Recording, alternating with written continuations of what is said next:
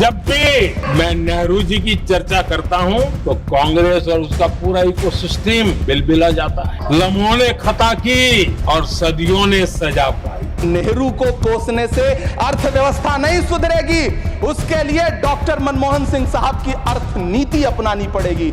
पिछले 11 साल से नेहरू जी को कोस रहे हैं। थोड़ा पंडित नेहरू जी के बारे में पढ़िए, तब पता चले कि पंडित नेहरू की शख्सियत का नाम है।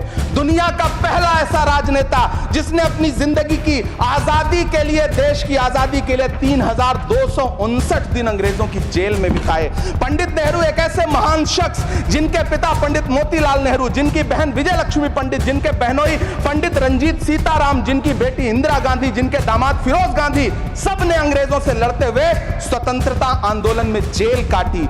आप किस मुंह से उनकी लकीर छोटी करने की बात करते हैं? जिस्म की मौत कोई मौत नहीं होती है, जिस्म मिट जाने से इंसान नहीं मर जाते, धड़कने रुकने से अरमान नहीं मर जाते, सांसें थम जाने से ऐलान नहीं मर जाते।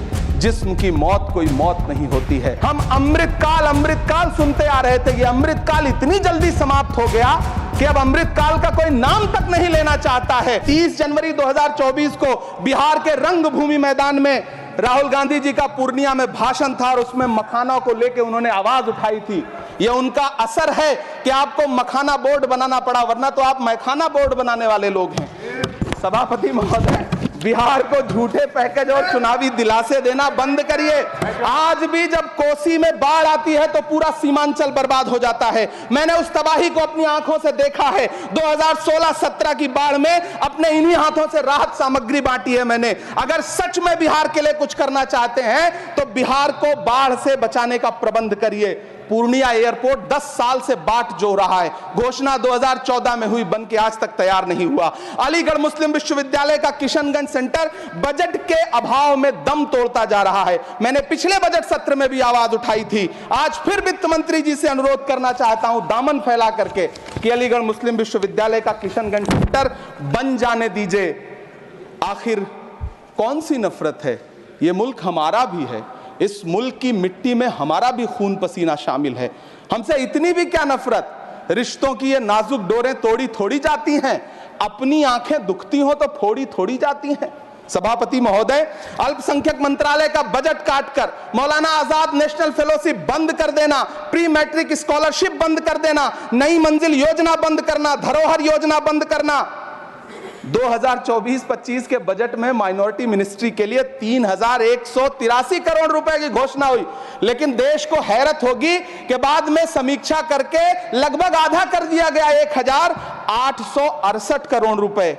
मैं तो सरकार से पूछना है कि कौन संतुष्ट हुआ? इस देश का अल्पसंख्यक संतुष्ट हुआ या आप संतुष्ट हुए? किसका संतुष्टिकरण?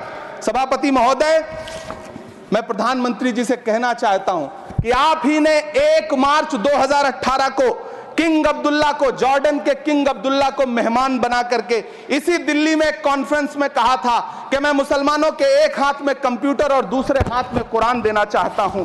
कंप्यूटर देने की बात तो छोड़िए, पढ़ाई के लिए जो स्कॉलरशिप मिल रही थी उसको भी छीन लिया आपने। किसको संतुष्ट करने के लिए? हम समझते हैं इस साजिश को। आप माइनॉरिटी मिनिस्ट्री का बजट काटते काटते एक दिन मिनिस्ट्री को ही बंद कर देना चाहते हैं। वो जहर देता तो सबकी नजर में आ जाता, सो ये किया कि हमें वक्त पर दवाएं न दी।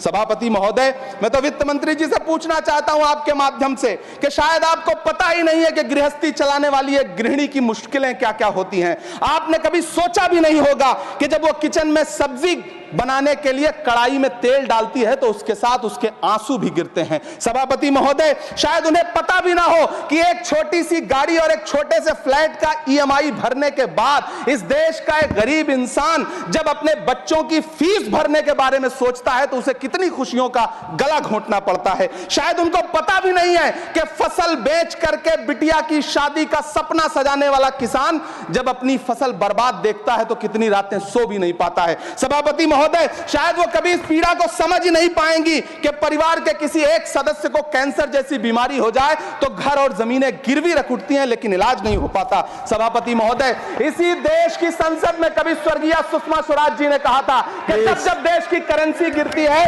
तब देश की प्रतिष्ठा गिरती है।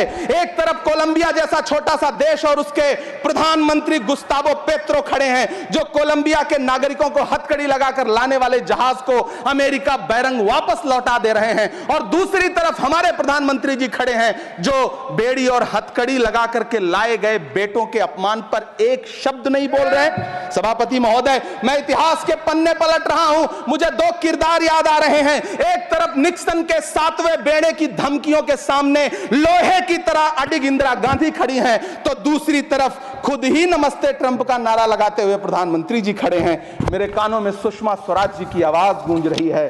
बहुत कम बोलने वाले डॉक्टर मनमोहन सिंह ने बहुत ज्यादा बोलने वाले प्रधानमंत्री जी को जब देश की बागडोर सौंपी थी तो $1 58 का था, आज 85 से 87 के बीच में झूल रहा है। इन दिनों रुपए की अहमियत गिरती है तो न तो देश की प्रतिष्ठा गिरती है, ना प्रधानमंत्री की गरिमा। जिस देश में 80 करोड़ लोगों को 5 किलो राशन के लिए कतारों में लगना पड़ता हो, उस देश में यह सरकार 12 लाख तक के टैक्स न लेने के लिए अपनी पीठ थपथपा रही है। हुकूमत इस कदर आवाम पर एहसान करती है, ये आंखें छीनती है और चश्मे दान करती है।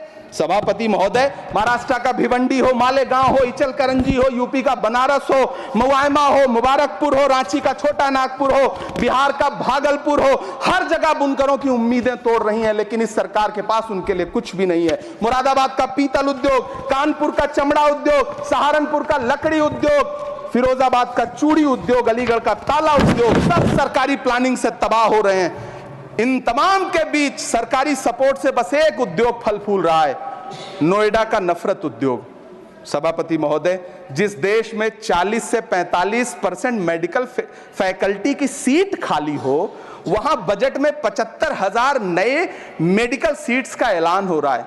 सरकार बहादुर, कम से कम इस देश के पढ़े लिखे युवाओं को तो मूर्ख समझना बंद करिए। वो अब तिजारती पहलू निकाल लेता है। पहले 7500 मेडिकल सीट्स बाद में बनाइएगा, पहले जो एम्स में 2161 पद खाली पड़े हैं उनको तो भर दीजिए। वो अब तिजारती पहलू निकाल लेता है। मैं कुछ कहूं तो तराजू निकाल लेता है। मैं इसलिए भी तेरे फन की कद्र करता हूं तो झूठ बोल के आंसू निकाल लेता है। सभापति महोदय, फिर झूठ आया है, मैं उसे मिथ्या कर दे रहा हूं। शायरी में बार बार आ जाता है, क्या करूं महोदय। काश ये बजट, सभापति महोदय, वो एक शब्द मैं मिथ्या कर दे रहा हूं सर, वो एक शब्द को हटा दीजिए। ध्यान रखें, ऐसे जो भी शब्द होंगे आपके वहां। सभापति महोदय, काश ये बजट बीपीएससी के पेपर लीक की शिकायत करने वाले नौजवानों पर बरसती हुई पुलिस के लाठियों पे, जख्मों पर मरहम लगा पाता। सभापति महोदय, पिछले 80 दिन से 70 साल का एक बुजुर्ग एमएसपी की लीगल गारंटी मांगता हुआ आमरण अनशन पे बैठा हुआ है। काश ये बजट किसान नेता जगजीत डल्लेवाल की टूटती हुई सांसों की पीड़ा सुन पाता। काश ये बजट प्रतियोगी परीक्षाओं की तैयारी के लिए दिल्ली, कोटा, पटना, अहमदाबाद जैसे शहरों में, इलाहाबाद जैसे शहरों में किताबों के साथ गल रहे युवाओं के सपनों को जिंदगी दे पाता। काश ये बजट वंदे भारत के सुनहरे विजुअल के बजाय देश की गरीब जनता को कुछ और पैसेंजर ट्रेनें दे पाता। काश ये बजट सीनियर सिटीजन को ट्रेन टिकटों में मिलने वाली रियायतें वापस लौटा पाता, जिनको सरकार ने कोविड के नाम पे छीन लिया था। काश ये बजट किसानों की राह में कीले नहीं बल्कि कालीन बिछाने वाला बन पाता। काश ये बजट सरकारी मालिकों को यह समझा पाता कि नेहरू को कोसने से अर्थव्यवस्था नहीं सुधरेगी, उसके लिए डॉक्टर मनमोहन सिंह साहब की अर्थ नीति अपनानी पड़ेगी। पिछले 11 साल से नेहरू जी को कोस रहे हैं, आखिर कब तक कोसिएगा? थोड़ा पंडित नेहरू जी के बारे में पढ़िए, तब पता चले कि पंडित नेहरू की शख्सियत का नाम है। दुनिया का पहला ऐसा राजनेता जिसने अपनी जिंदगी की आजादी के लिए, देश की आजादी के लिए 3259 दिन अंग्रेजों की जेल में बिताए।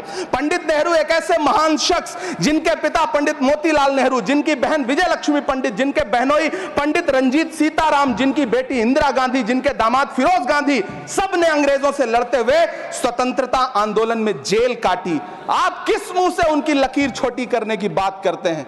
नहीं कर पाइएगा, 7 जन्मों में नहीं कर पाइएगा, क्योंकि जिस्म की मौत कोई मौत नहीं होती है। जिस्म मिट जाने से इंसान नहीं मर जाते, धड़कने रुकने से अरमान नहीं मर जाते, सांसें थम जाने से ऐलान नहीं मर जाते।